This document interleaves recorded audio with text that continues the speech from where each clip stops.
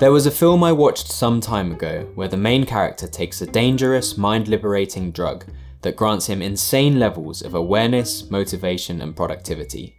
Afterwards, he says something interesting. I wasn't high, wasn't wired, just clear. I knew what I needed to do and how to do it. And from this point forward, equipped with a surge of productivity, he has taken to heights that he never once imagined.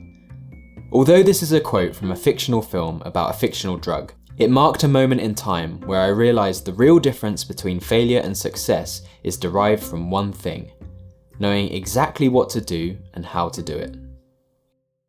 Being productive is something I continue to wrestle with on a daily basis, as it turns out that simply doing things, whether it's studying, working, exercising, or writing, is much harder than it sounds. After recognising the obvious benefits of increasing our levels of productivity, I feel like I've finally developed some structure in actually getting this to happen on a daily basis. So in this video, I thought I'd share with you 3 principles that I've found to really help in getting me the closest to this state of limitless productivity, without the help of fictional substances. Principle 1. Be intentional. When travelling, it's impossible to get to where you want to unless you have a specific destination. If you don't have something to aim towards, or at least some kind of plan, it's highly likely that you'll end up travelling in circles, wasting your valuable time and energy. Likewise, when being productive, you'll never get to where you want to unless you have specific goals.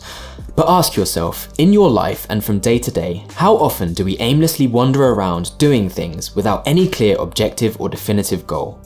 When I was studying in architecture school and in architectural practice, I found that this was often the case.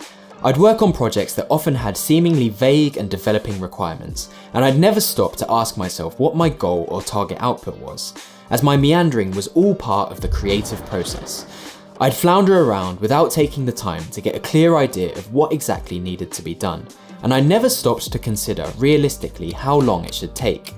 This often resulted in late nights trying to meet deadlines, all because I didn't know what my clear goals were at the start of the process. Early on, I determined that I never wanted this to happen again, so I developed a habit of writing down clear goals in a journal or notebook every single day. Realistically, all this looks like is 5 to 10 minutes spent either the night before or at the start of my day, figuring out and listing exactly what I need to get done in order to get to my specific goal. Doing this is incredibly powerful, as the old adage goes, fail to prepare and prepare to fail.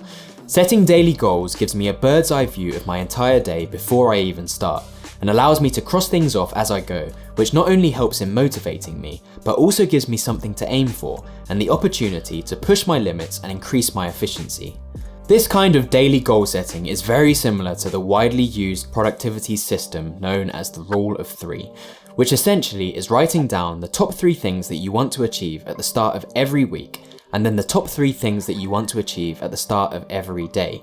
And I believe that the principle of breaking down these weekly goals into daily goals helps in ensuring their accomplishment. In practice, I've found that this works best in a printed weekly planner, which has a structured calendar layout of a week on the left-hand side and a ruled page for notes on the right-hand side. The one I currently use is from Moleskine and gives me the ideal amount of space to allocate daily goals on the left and weekly goals and notes on the right. Because this journal is dated and laid out week by week, it allows me to jot down important calendar dates ahead of time, which allows me to clearly see my entire schedule and to-do list all in one glance, without flicking between different notebooks or apps on distracting devices. This particular journal has been an absolute game changer for me, as before I'd have no way to see my upcoming events in my notebook, as I was only writing things down as they came through the door. Also, I've never enjoyed having things spread across digital devices because I know how easily I get distracted during the times in between.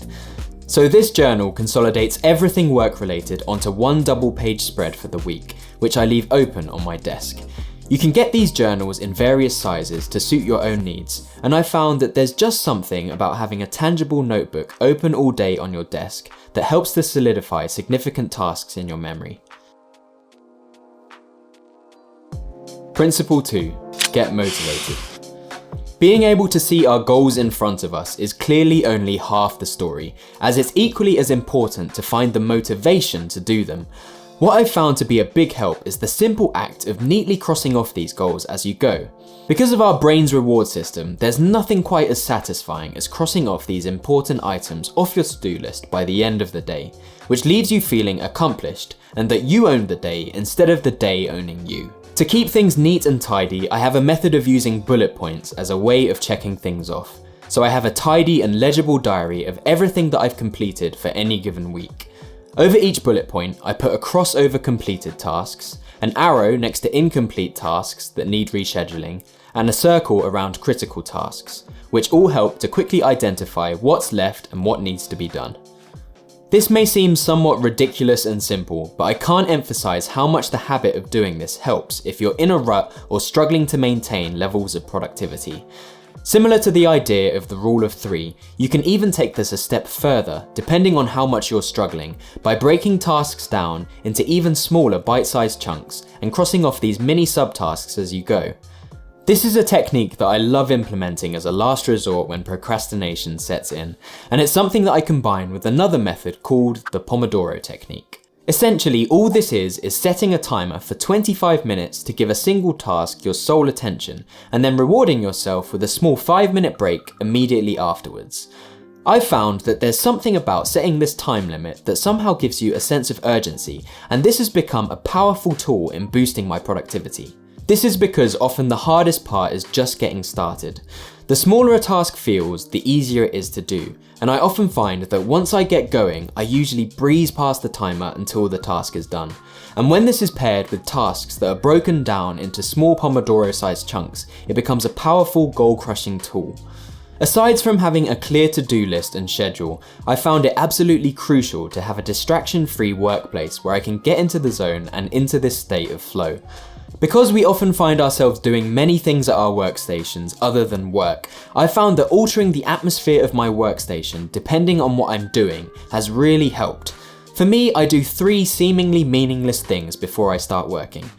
I turn all of my lighting from warm to cool, I ensure that my desk is clear, tidy and free from distraction, and I put on a pair of headphones to eliminate the remaining possibility of any others. A lot of the time I'll find that I don't even play any music at all, purely because it functions as a great do not disturb sign. However, I've grown to find the feeling of something over my ears paired with these seemingly small things as a real trigger in creating focus. Principle 3. Be efficient. This leads us into the next principle, as I find that getting motivated by the Pomodoro Technique works so well because of something known as Parkinson's Law. Parkinson's Law is essentially the idea that work expands so as to fill the time available for its completion.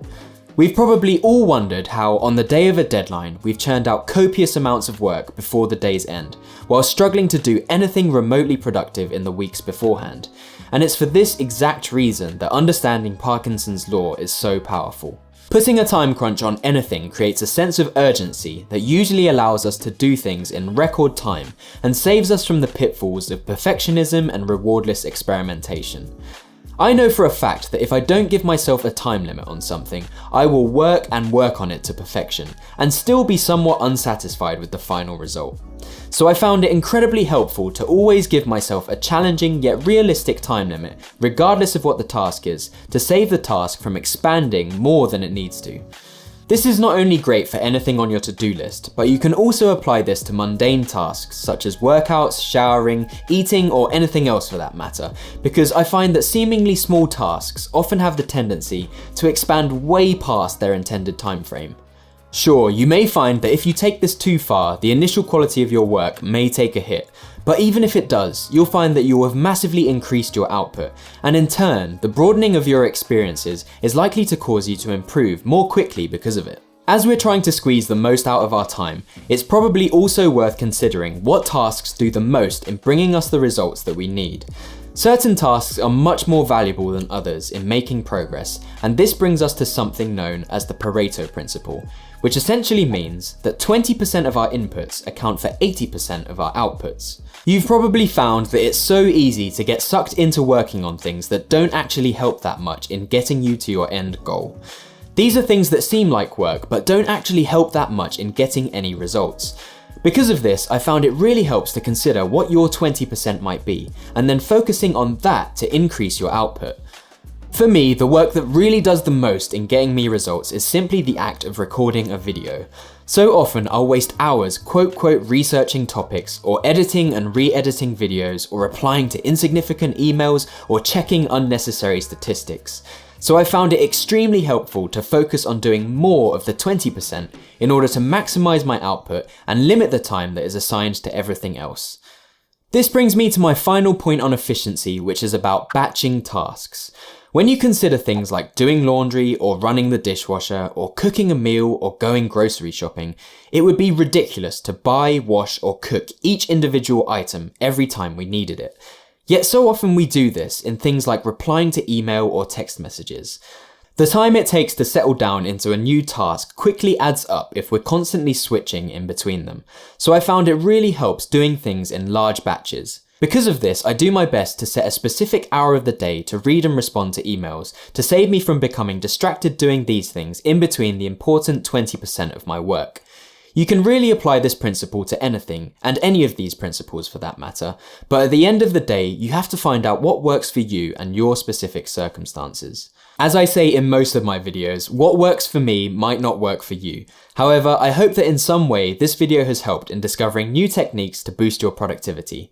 I know for me, the things that I've outlined in this video have helped profoundly in finding success in my career and here on YouTube, and I'm still learning and aiming to become even more efficient as I go. If you enjoyed the video, I'd highly appreciate it if you took the time to hit the like button down below, or even leave me a dislike if you feel that it was a complete waste of your productive time. Thank you all again so much for watching, and I will see you in the next video.